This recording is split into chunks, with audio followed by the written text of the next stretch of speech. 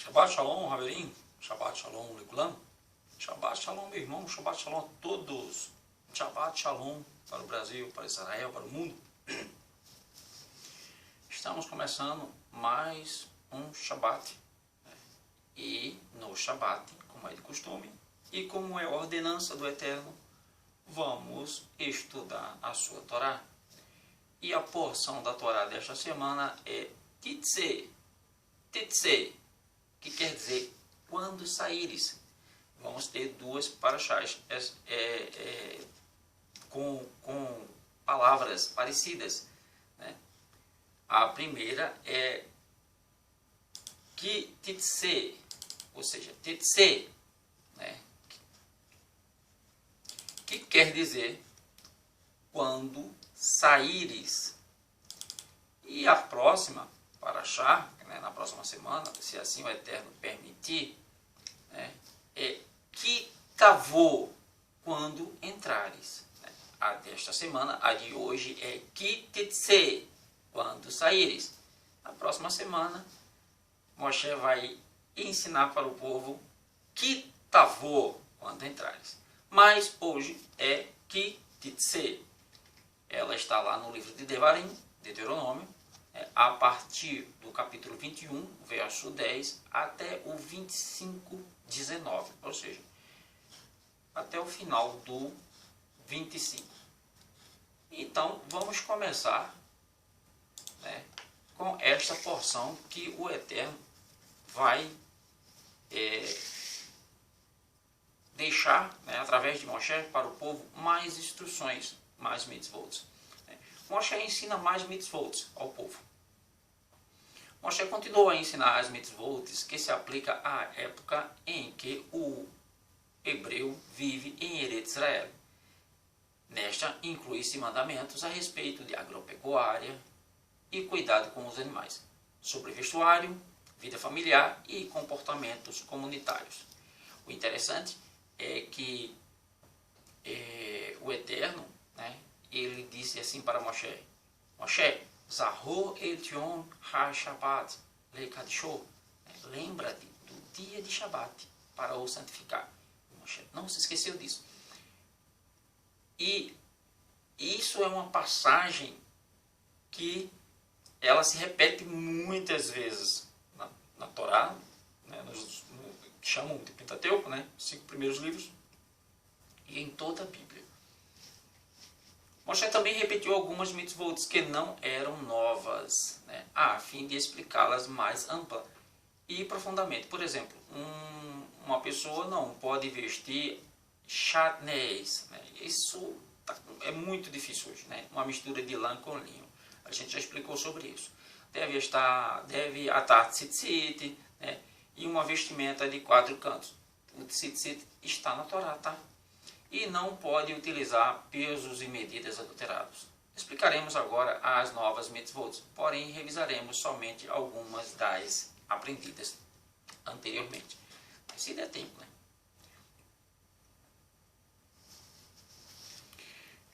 Um soldado hebreu, né, o soldado hebreu quer casar-se com uma cativa não judia. Ela é chamada de Yefat Toah. Preste bem atenção como a Torá, a Bíblia, né, o Eterno, né, que alguns dizem que é machista, como ele protege a mulher. Quando ele coloca limites na mulher, não é machismo, é proteção. É proteção. Porque mulher é mais frágil que o homem. Quer queira, quer não, ela é mais frágil. Né? Então, durante uma guerra, o exército judaico pode capturar inimigos e os manter como reféns. O que acontece se o soldado hebreu vê uma mulher cativa e deseja se casar com ela? Veja só, o que é que ele tem que fazer? Hashem disse: se eu proibir os judeus de se casarem com não-judias cativas, alguns soldados podem não conseguir derrotar seu Yetzer Hará, sua má inclinação, né, maus instintos. Eles pecarão de qualquer maneira. Portanto, permitirei isto, contudo, eles devem observar leis especiais, bastante difíceis. Assim, talvez o soldado mude de ideia. Quais são estas leis? as leis de Ifat Toar aplicam-se apenas sobre a liderança de um rei judeu. Né? Atualmente elas não se aplicam mais. Isso foi naquela época, né?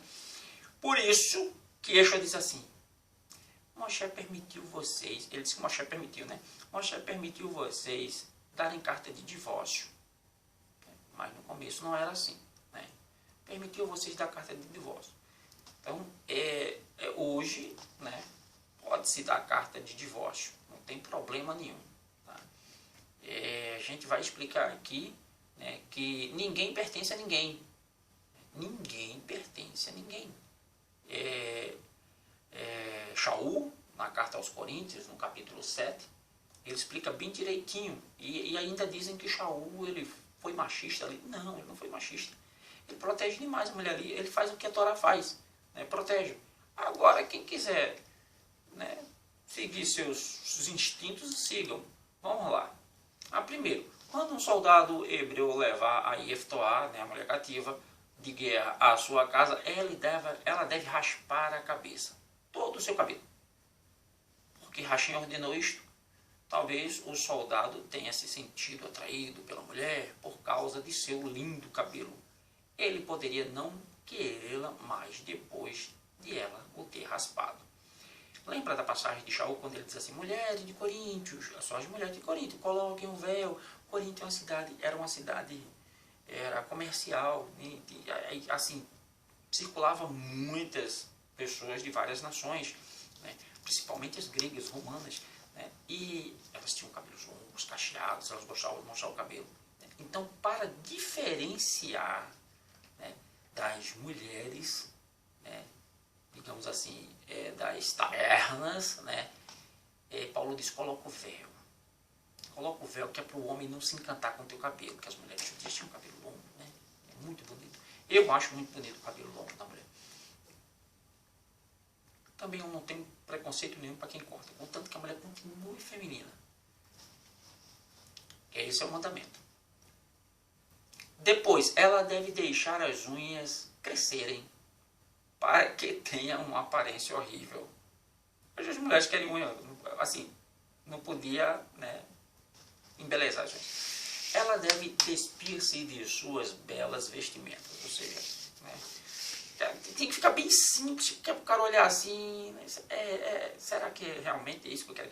Porque o que acontece? Isso vai acontecer durante o casamento, né? A novinha, bonitinha, depois que casa e começa, né? Sabe, né? Não vou, né, detalhar aqui o que acontece com a geografia, né, do corpo da mulher, geografia. Né? Não quero entrar em detalhes. Né? A palavra certa é anatomia. Mas a geografia, né, ela se modifica com a erosão. Então, a mesma coisa. E aí não são tão, né? A mulher vai mudando, né? Tem mulher que consegue se manter, né? Ela é bem disciplinada, ela consegue se manter. Mas tem umas que não. Tem umas que, né, relaxam mesmo, como homens também relaxam. Então, isso que o Eterno queria que ele visse. Então, o soldado olharia para ela e se perguntaria, como pode sequer pensar em me casar com ela? Em vez de uma mulher judia, ela não é tão bela quanto pensei. Né? Eu estava errado em querê-la. Ele talvez a deixe ir agora. Contudo, se ainda quiser, né, como esposa, ela permanece em sua casa por um mês. Ela deve se preparar para ser uma guioret, ou seja, uma convertida. Ela tem que se converter. A gente está falando daquela época, tá? Se converter ao judaísmo. Somente após a conversão, né, de um judeu poderia casar-se com ela.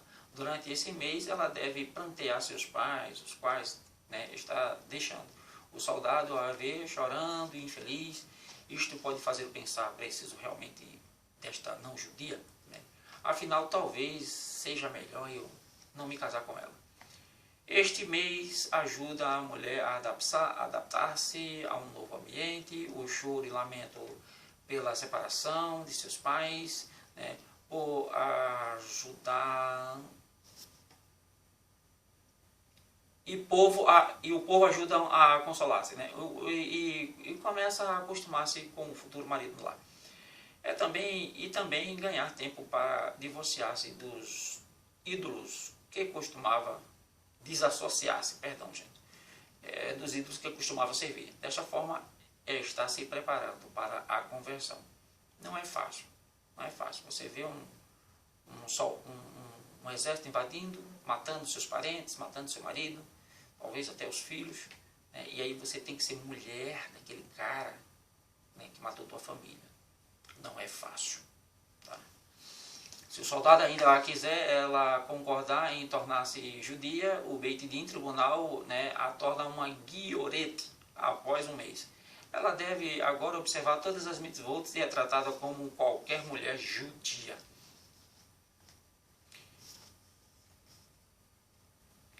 A herança do primogênito. Né? Um homem pode ter duas esposas e não gostar de uma delas. Veja que, né, o assunto ele vai avançando. O que é que acontece? Se o filho da primogênita for o filho da, né, Yefatoá, ele pode... Isso aconteceu com Yaakov. Né? Yaakov amava Raquel, né? E não gostava muito de Leia, mas o primogênito veio de Leia. O que foi que Jacó fez? Tudo bem que Rubens, né,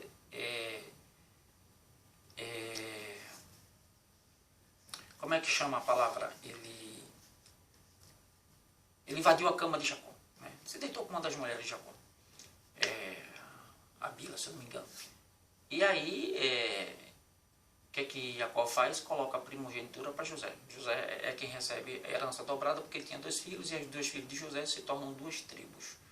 Né? Não sei, né? Plano do Eterno, tudo bem, mas isso revoltou os outros irmãos. Isso revoltava os outros irmãos. Então aqui, qual é o mandamento? Isso, quando o Eterno entregou a Torá, já tinha mais de 200 anos que tudo isso tinha acontecido com Jacó. E aí o Eterno diz, olha, se você tiver 2 mulheres e o primogênito for da mulher que não é amada, você não vai tirar a herança dele, não. Ele vai ser o primogênito e vai receber porção dobrada. Tá bom? Ok? Nem pense. O filho rebelde, também, né? O Ben Soré, Moré. Isso aqui eu acho que há 3 anos atrás eu detalhei direitinho, né, o que é que acontece com o filho rebelde. O que é que acontece? É o Ben Soré, Moré. Um rapaz se torna bar mitzvah e nos 3 meses seguintes rouba dinheiro do seu pai. Com esse dinheiro compra carne e vinho. Ele passa o tempo, né, com pessoas de má índole na presença delas, devora a carne semicrua, enfiando-a de goela abaixo e trata o vinho, né? Ou seja, o cara é um delinquente. Né? E aí o que é que acontece?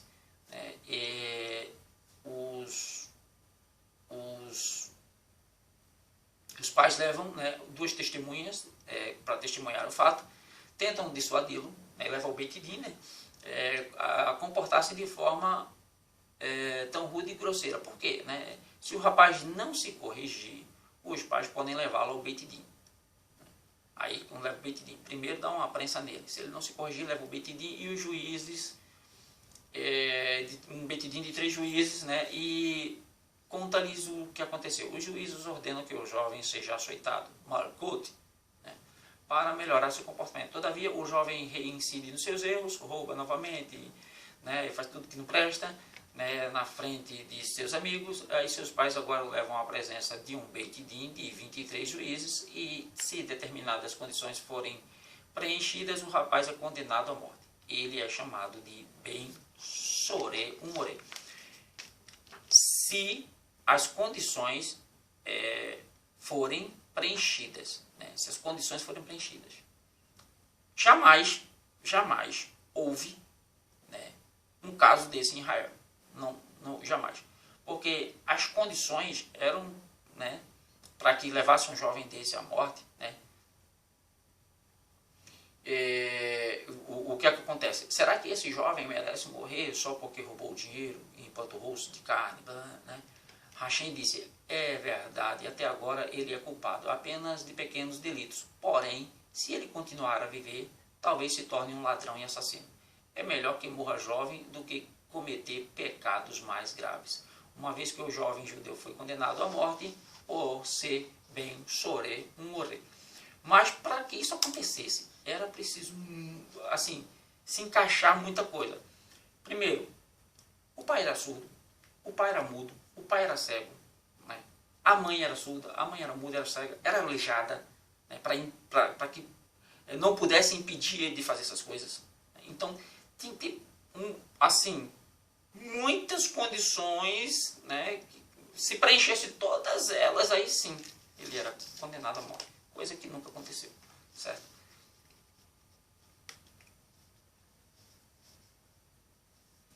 Então, né, a Torá, contudo, né, os pais podem preferir ser lenientes com a desobediência, né, com a gula da criança, podem considerar a sua má conduta como relativamente inúqua, essas condições, tá? Porque você não advertiu a criança. A Torá, contudo, proclama, não tolere o seu comportamento, não o declare inocente, é necessário intervir. Esse problema, assim, ensina aos pais a obrigação de educar seus filhos no caminho da Torá e mitzvot, e a repreendê-lo e também inculcar neles os elevados e virtuosos valores judaicos. Hoje está muito difícil, né? Os pais de hoje, né, só falta apanhar na cara dos filhos, né? Só falta apanhar na cara, né? Foram educados para aproveitar a vida, né? Assim, quando os jovens, os filhos que gostam não gostam dessas restrições, né? Um dia serão gratos aos pais, por isso foram ensinados a seguir o caminho certo. Serem judeus ou pessoas, né, com vidas pautadas pela Torá, disciplinados, atenciosos e prestativos. Os pais não precisam nem ter conhecimento da Torá para educar seus filhos no que é certo e no que é errado. Não precisa, porque a consciência diz, a gente tem um negocinho aqui dentro, né, que diz, opa, isso aí que está fazendo é errado, isso aí que está fazendo é errado. Pode ser o que for, isso aí é errado. É o homem interior que Paulo fala. Então, porém, uma criança que se transforma num adulto realizado decide, educarei meus filhos da mesma maneira. Nem sempre isso acontece, né? Nem sempre. Tem uns pais aí que foram educados certinho, mas os filhos, pense, né? Tudo envolvido. O rei Shlomo admoesta, está lá em Mishle 1:8. Shlomo foi um pai tão bonzinho, mas mesmo assim ele sabia o que era certo e o que era errado. Shema beni musa avicha ve'ael titosh torat imecha. Ouça, meu filho, os conselhos de teu pai e não te afastes dos ensinamentos da tua mãe.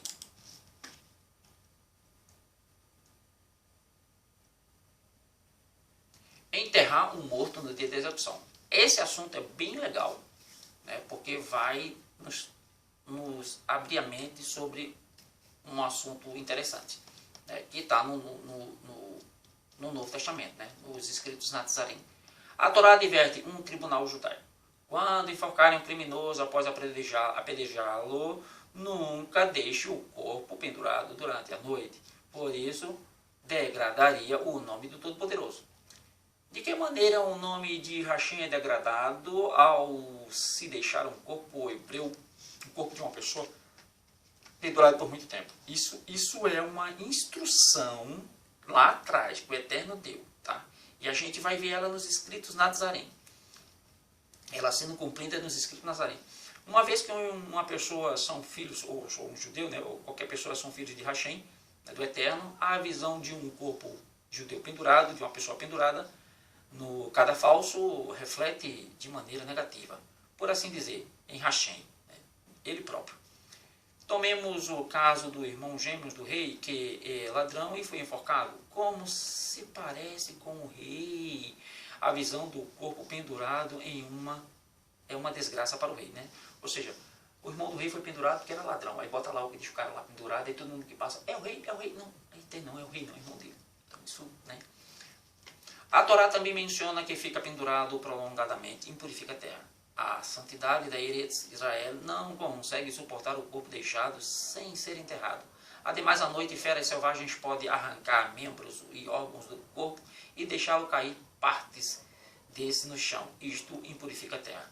Na prática, o tribunal judaico enforca o criminoso logo antes do pôr do sol. E depois do pôr do sol, tiram-no da forca e enterram-no. É mitzvah enterrar um corpo de uma pessoa no dia do falecimento, salvo se a postergação causara maior honra para o falecido em seu funeral. Se não há ninguém para enterrar o corpo, é obrigação de todo hebreu enterrá-lo, né? No caso, é um mitzvah. No caso de Jacó, vamos voltar a Yaakov, né? Yaakov, ele foi velado 70 dias, se eu não me engano. 70 dias ele foi velado. Tão assim que o povo gostava os egípcios velaram Yaakov 70 dias. O que é que a gente pode tirar disso aqui nos escritos de Nazaré? Lembram que Yeshua, ele estava pendurado no madeiro, não foi numa cruz, tá? Era no madeiro, porque aqui penduravam a pessoa na árvore, né? E aqui eu já expliquei que existem os níveis de reino, né? Reino vegetal, reino animal e o nosso reino, o humano, né? Nós estamos acima dos dois. E quando você é pendurado no reino vegetal, você fica abaixo do reino vegetal, então você torna a terra maldita. Ou seja, você fica abaixo do reino vegetal. O reino humano fica abaixo do reino vegetal. Então, a palavra árvore e madeira é a mesma palavra. É etz. Etz, tanto para árvore como para madeiro. E lá, no hebraico, quando penduraram Yeshua, a palavra não é cruz grego-romana, é etz, madeiro, tá? A cruz que inventou foi a Igreja Católica. Bota isso na sua cabeça. Nunca houve cruz.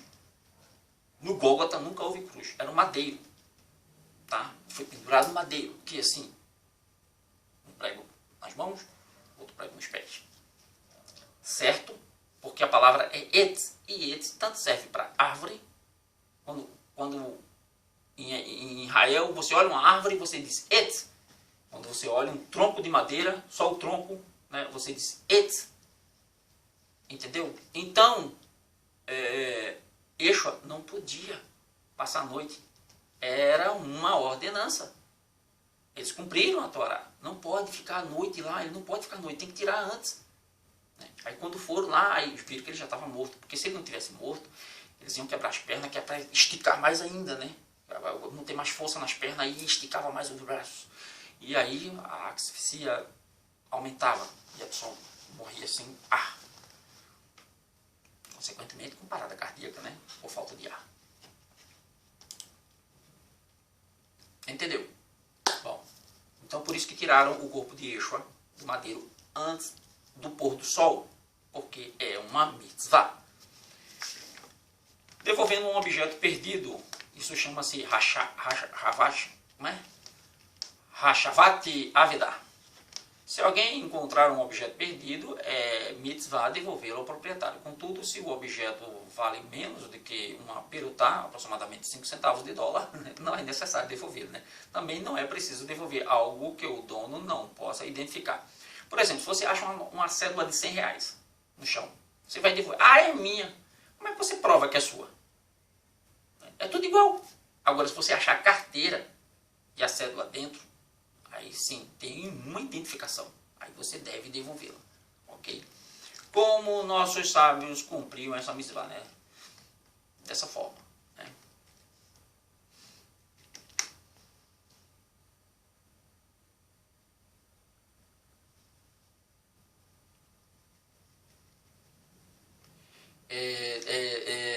Essa mitzvah, né, ela é chamada de Hashavat Avedá, né? Aplica-se, né, apenas,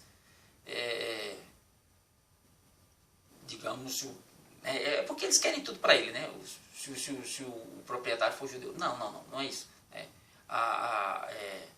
Hashavat Avedá, né, que ela, contudo, é bom, né, devolver um objeto perdido também, né, a qualquer pessoa, né. Isto causa o Kiddush Hashem, né, que é santificação do nome de Hashem.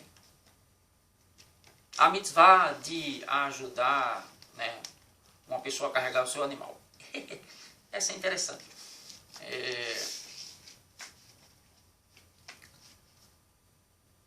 Yeshua, ele explica isso, né, em uma parábola. Você está andando e o animal do seu... Né, ele...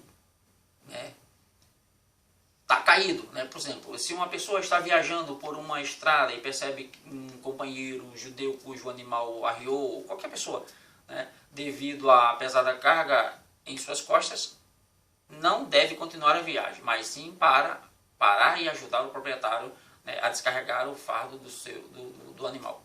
Também é uma mitzvah a ajudar uma pessoa a carregar seu animal. O que acontece se o dono do animal disser, por favor, coloque a carga sobre o animal para mim, mas não quiser ajudar? Não somos obrigados a fazer todo o trabalho sozinho, né? Porém, se ele se recusar a ajudar, a descarregar, precisamos fazer essa tarefa sozinho, já que o animal está sentindo desconforto e sofrendo. Isso faz pelo animal. Né?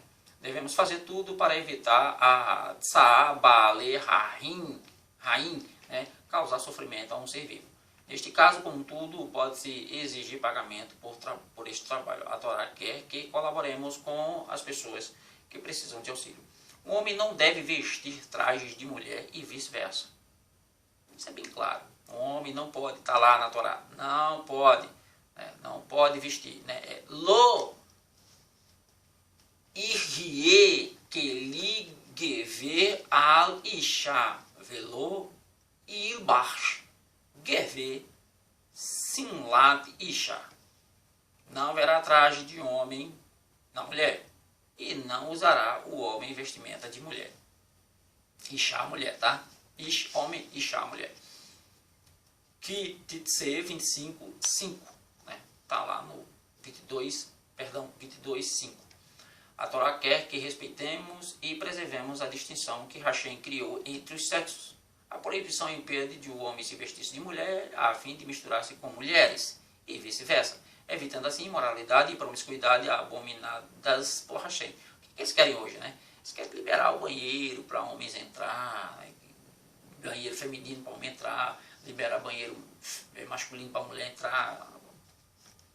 Uma desgraça.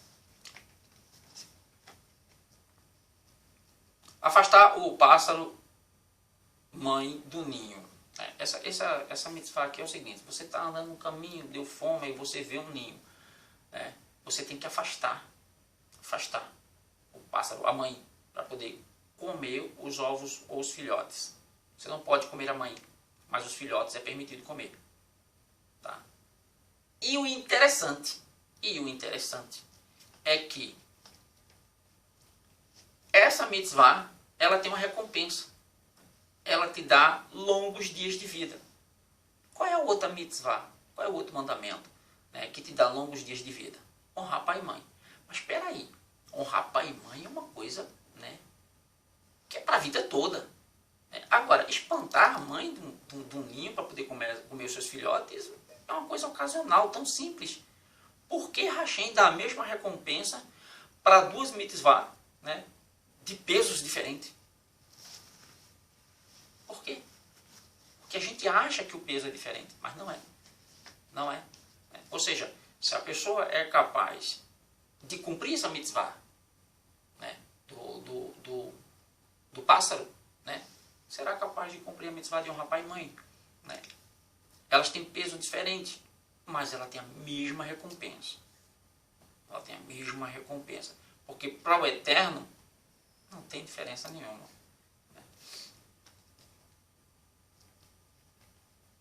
A gente pode, deixa eu ver, explicar isso aqui, né, com a Midrash. Um rei, né, possui um lindo jardim com diversas espécies de árvores, como laranjeiras, macieiras, perreiras. No jardim também cresciam plantas raras e verduras fresquinhas. O rei contratou jardineiros para cuidarem do jardim. Cada jardineiro era responsável por uma planta. Ao término do mês, o rei mandou que todos os jardineiros se apresentassem, pois ele iria pagar o serviço. O rei perguntou primeiro ao jardineiro: de que planta você cuidou? Da pimenteira, respondeu o operário. Por isso receberá uma moeda de ouro, disse ao rei. Satisfeito, o trabalhador recebeu seu salário e saiu. Você cuidou de que planta? Perguntou o rei ao próximo trabalhador. Cuidei das esplêndidas flores brancas, replicou o jardineiro. Por isso você receberá meia moeda de ouro, disse o rei. Ao questionar o terceiro jardineiro, este respondeu que cultivava a oliveira. A oliveira me é muito cara, disse o rei. Você receberá 200 moedas. E desse modo o rei pagou todos os jardineiros. Alguns receberam altos salários, outros bem menos.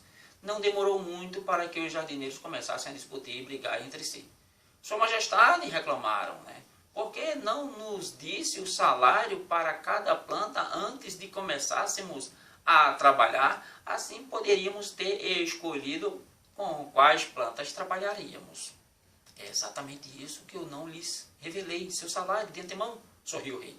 Por causa disso, preciso de todas as plantas deste jardim. Se eu tivesse lhes dito que o pagamento para determinadas plantas é menor, ninguém se daria o trabalho de cultivá-las. Hashem quer que cumpramos todas as mitzvot quantas forem possíveis. Se ele nos tivesse dito de antemão a recompensa para cada mitzvah, as pessoas se dedicariam mais para cumprir as mitzvot cuja recompensa é maior e negligenciariam as de menor recompensa. Não é assim que a religião ensina? Não é? Não, faça isso, que isso você vai ter o seu galardão. Seu galardão está no céu se você fizer isso. Mas que mentira. Para nos mostrar que não devemos tentar calcular que mitzvah é mais valiosa. Hashem nos dá a conhecer que ambas as mitzvot, honrar pais e afugentar a mãe do ninho, têm a mesma recompensa. Disto, aprendemos que não podemos saber a recompensa de cada mitzvah. Isto nos ajuda de duas maneiras.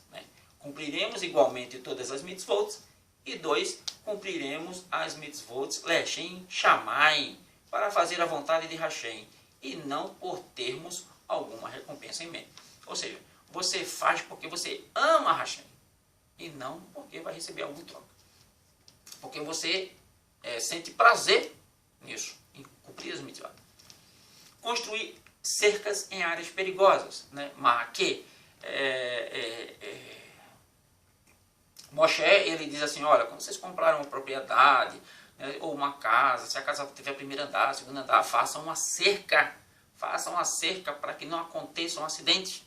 Não aconteça um acidente, porque aí vocês vão estar se preservando de problemas, porque de repente alguém cai da sacada e morre. Teve casos aí,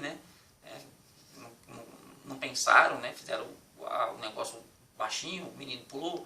Então, é uma, digamos assim, uma mitzvah de segurança, de questão de segurança, Quem mexe muito com isso é o tal técnico de segurança. O técnico de segurança do trabalho, ele prevê essas coisas. Quando ele vê que o trabalho vai ter problema ou vai ocasionar um acidente, ele manda parar na hora. Só faz o trabalho se tiver condições de segurança para fazer.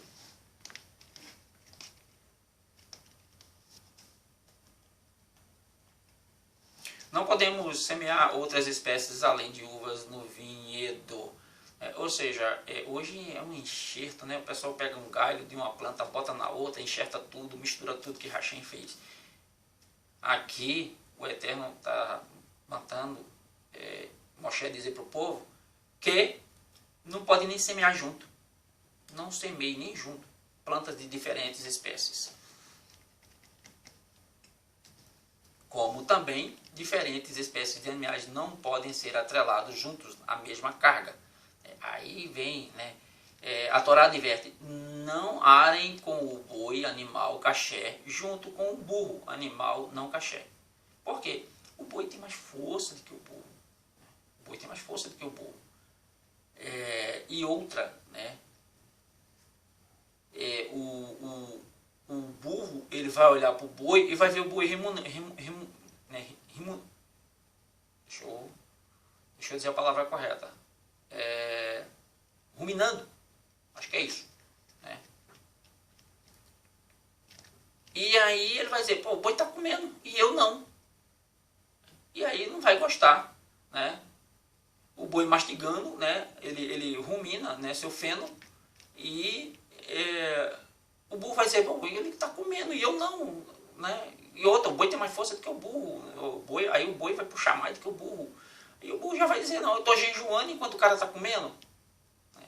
E aí vem aquele texto lá, né, que Paulo cita, né, e que Moisés cita aqui, dentro de um contexto que não tem nada a ver. Né? Não sei por que ele encaixou isso aí, essa coisa do Eterno. Né? Deve ser por conta da Gemátria, não sei. Que ele diz assim, não ate a boca do boi enquanto ele, né, trabalha. Não pode. Né?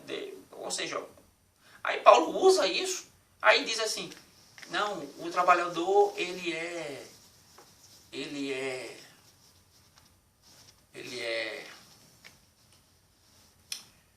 como é que diz?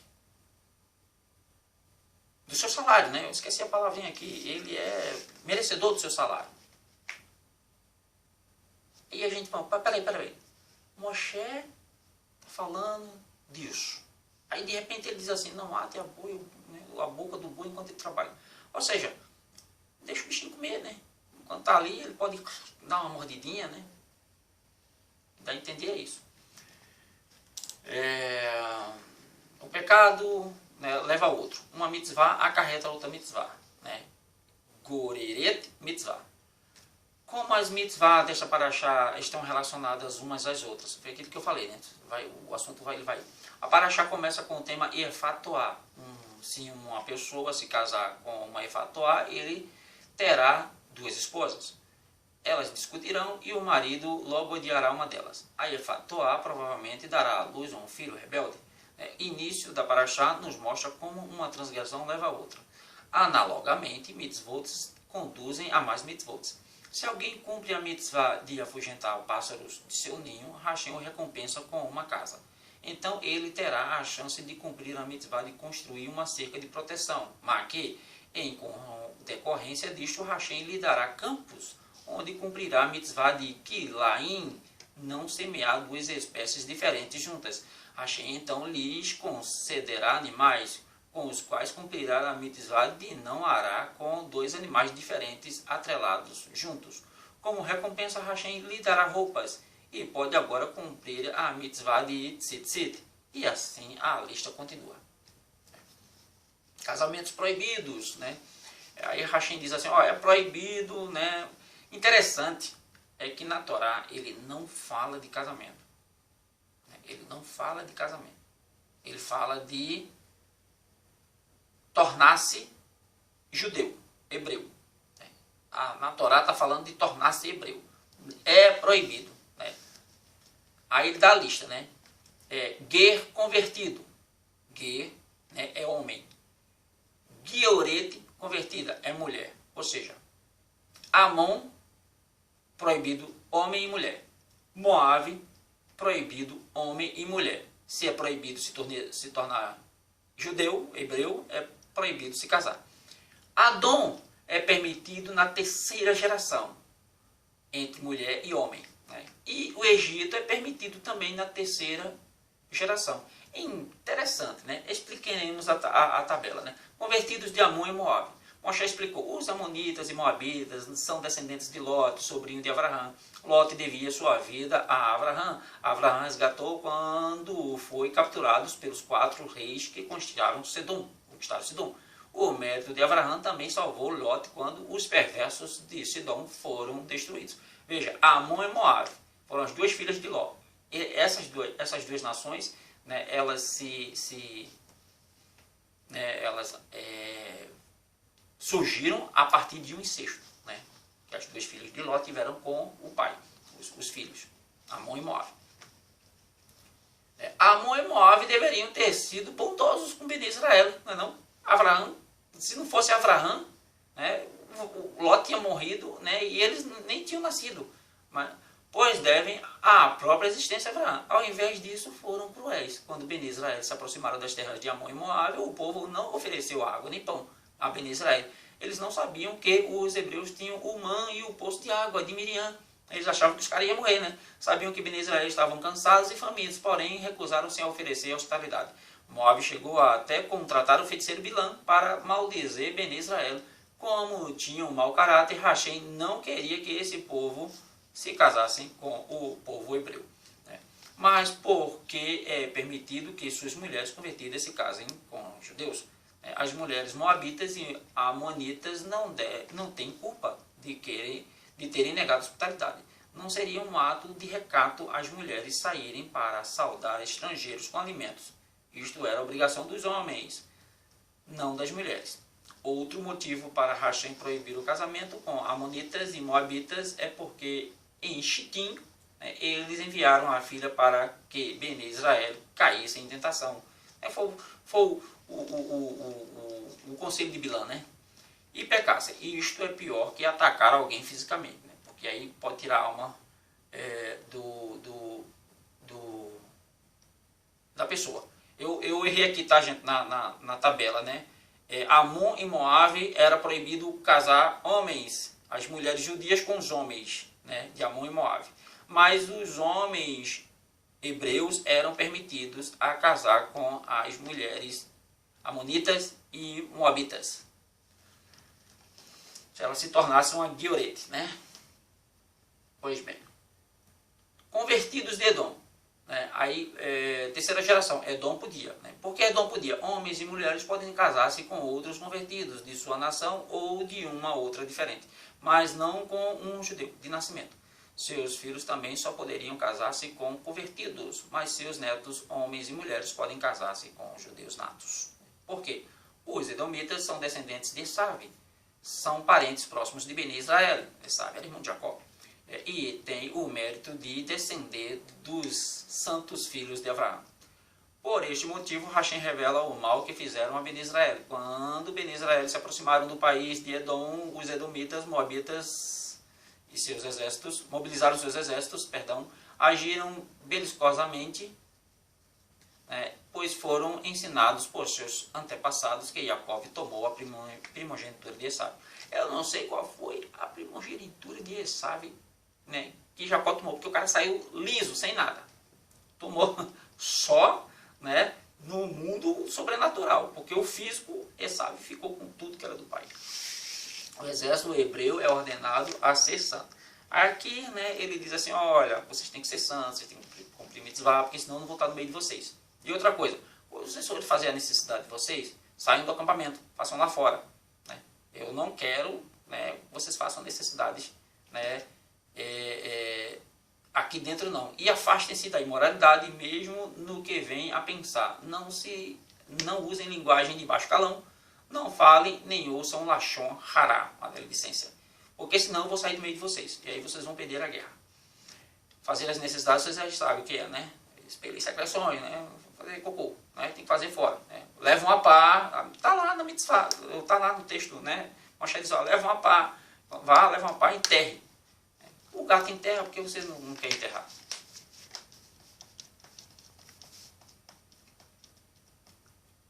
Não restituir um escravo ou dono se o escravo, né, procurou refúgio em Eretz Israel. Ou seja, o cara é escravo de outra nação, aí vem para dentro de Eretz Israel e pede refúgio. Não pode devolver. Né, tem que dar abrigo para o cara.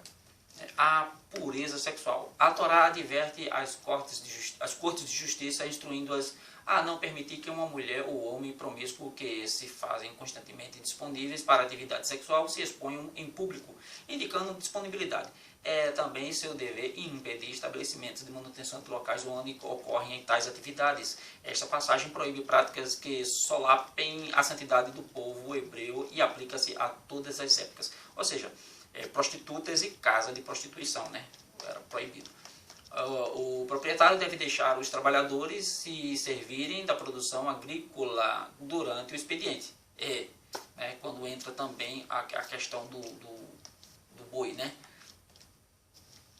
A permissão para o trabalhador se servir é uma bondade de Hashem, demonstra aos trabalhadores. Aqueles que lidam com a produção agrícola o dia inteiro poderia sofrer se não lhe fosse permitido provar os produtos. Ou seja, ele pode provar os produtos com meia vontade, só não pode levar para casa, certo? O get, divórcio, vamos lá, essa parte, né, é bem interessante. A Torá exige que um casal que não se entende permaneça atado um ao outro até o fim de sua vida. Mesmo assim, nossos sábios, os mais humildes e pacientes dos homens, toleravam esposas geniosas, irritantes, como ilustram os casos a seguir. Ou as esposas toleravam homens, né, brutos, terríveis. Né?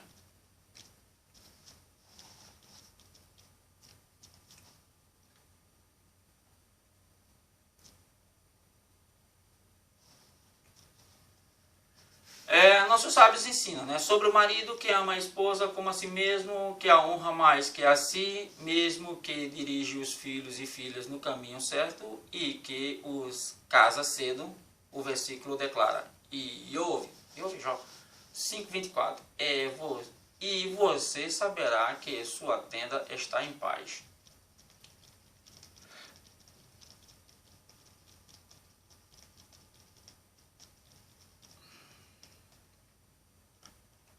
Ou seja, o homem, né, o que é que acontece? Deixa eu ver se é essa passagem.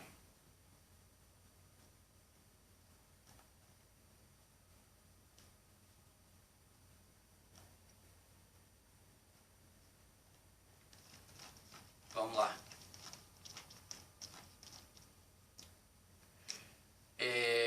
Digamos que o cara casou, né, mas a menina não era virgem. Né? Aí ele diz, ó, a menina não era virgem, já foi de outro.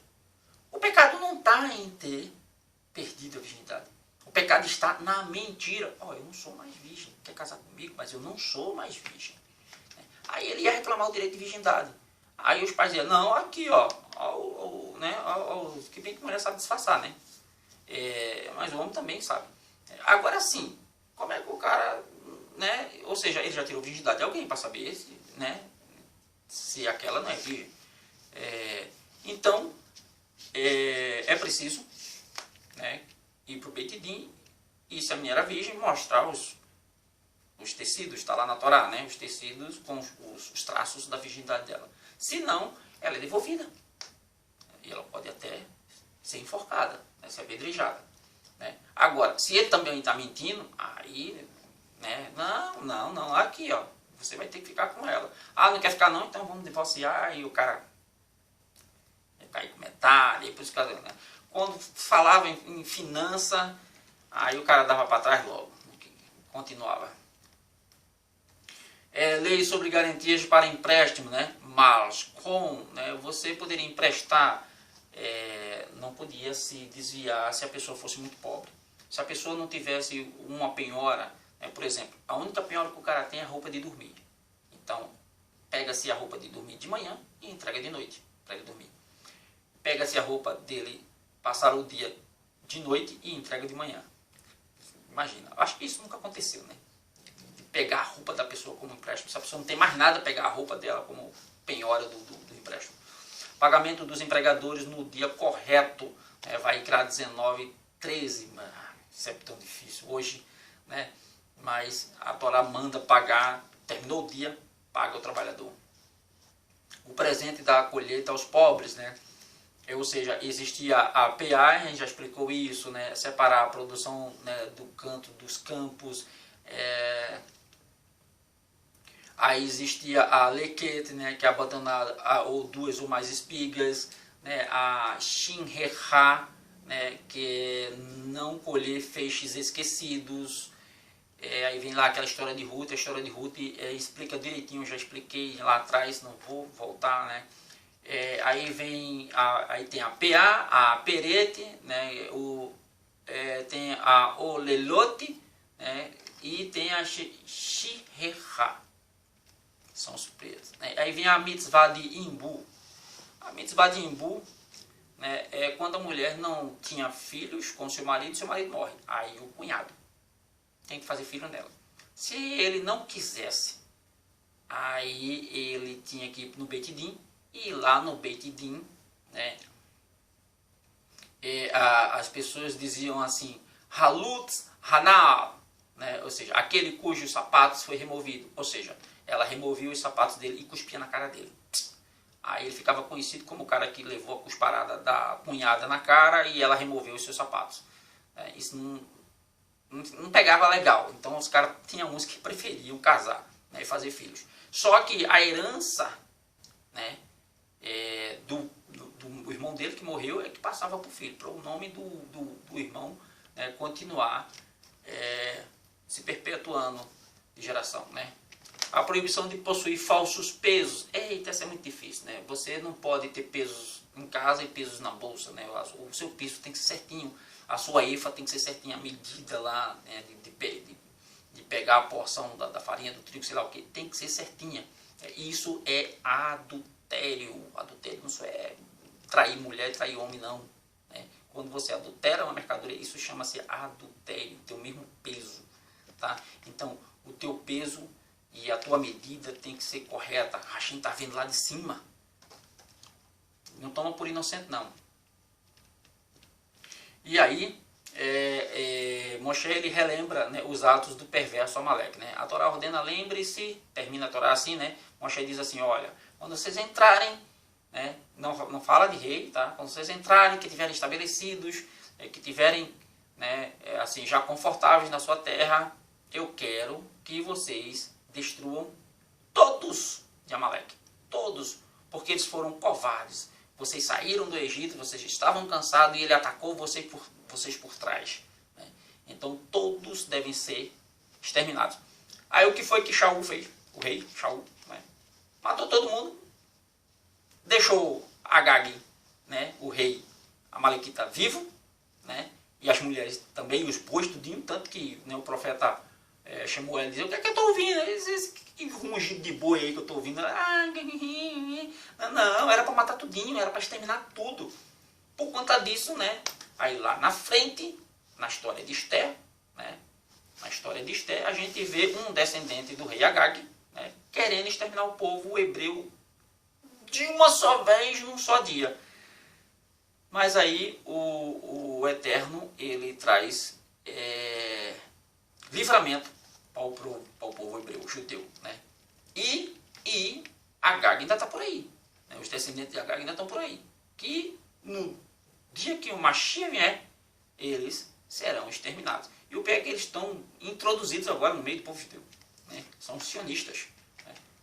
Só para destruir quem é verdadeiramente judeu. Né? E filhos do Eterno. Porque hoje o Eterno não faz mais distinção de nação ou raça, né? Nada, credo.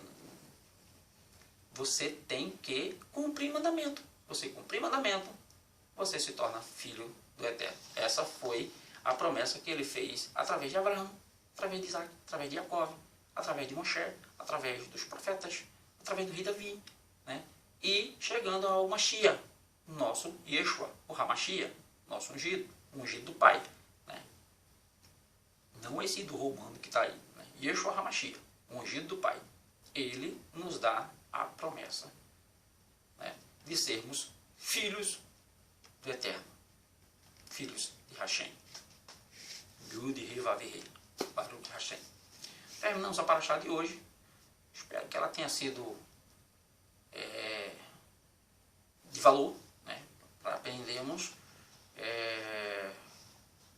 Eu, por exemplo, tenho aprendido muito, né, de 7 anos para cá, né, conhecimento, né, ainda é desse tamanho, mas não era quase nada.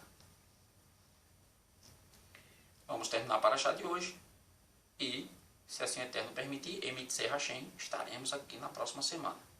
Vamos recitar Berikat Kohanim. Yevarechecha Adonai, Beish Berecha, Yair Adonai Panavelecha, Vihuneka, Itzah Adonai Panavelecha, Veyatzelecha, Shalom. Elohim Melanimam, Elohim é rei fiel. Esse é o significado da palavra amém. Né? E vededut et haimet, verhaimet, techaher et her. Conhecereis a verdade, e a verdade vos libertará. Um Shabbat Shalom a todos.